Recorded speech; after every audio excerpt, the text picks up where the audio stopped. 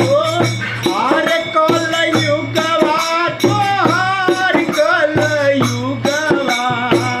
तोहार कलयुगवा तोहार कलयुगवा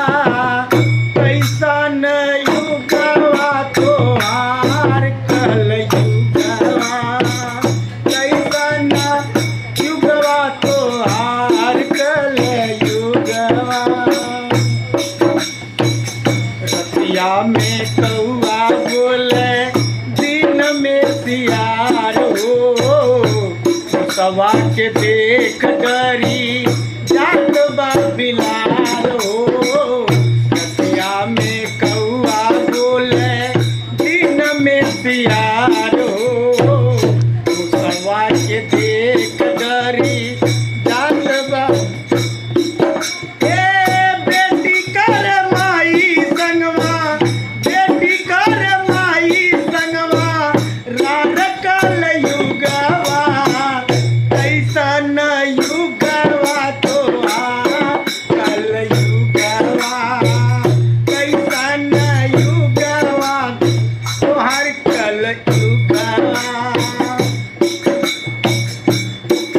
सास के पतो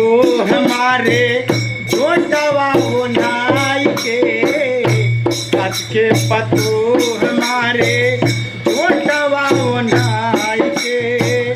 सान के देखावे बेटा बाबूजी के मार के सान के देखावे बेटा